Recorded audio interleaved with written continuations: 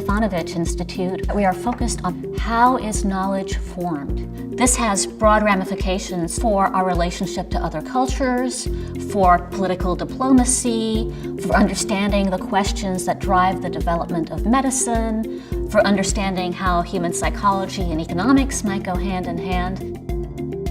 It's a narrow question with very big implications.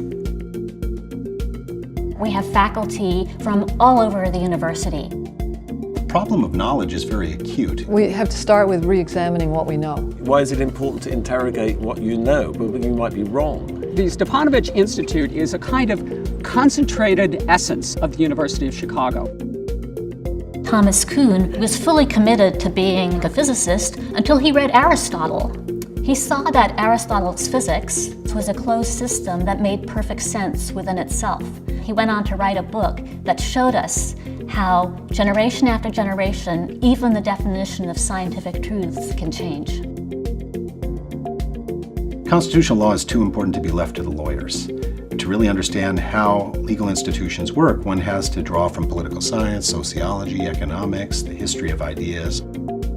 A question that comes up in the United States context quite a bit is, why should we be governed by rules that were made by a bunch of men in powdered wigs 200 years ago? What relevance does that have for a world of the internet and mass society? In the United States, we're a very diverse country, all kinds of interests, all kinds of people spread out over a massive area. The Constitution is the thing which binds us together, and that's special. But at the same time, there can be a little too much attachment to institutions that were adopted for a very different time and place. There are kinds of medicine and healing all over the world. Only one of them really cared about anatomy, and that was the European tradition of the body as a structure with lots of hidden structures inside it. That's a very strange idea in world history, and yet it has been the foundation of the rise of modern medicine. There are lots of Chinese concepts of the body, and there are some very different bodies at work in the world that we've been investigating. The history of science and the philosophy of science sort of go together. How scientists come to the theories, the demonstrations, the evidence that they purport to have. I became interested in Charles Darwin and how the theory that is manifest in The Origin of Species came to be developed.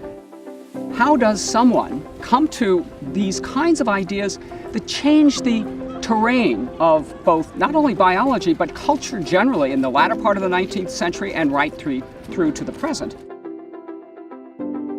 I've been interested in how the Chinese have reacted and still are reacting to the great Western political and classical texts.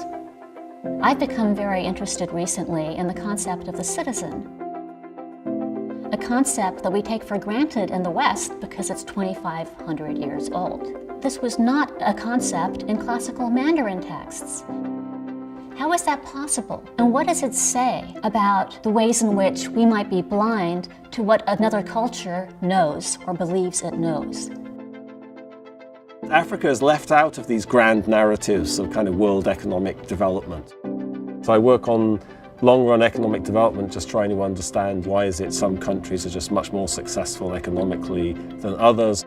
What's interesting about Africa, it gives you a powerful way of kind of challenging, what you think you know about development elsewhere in the world.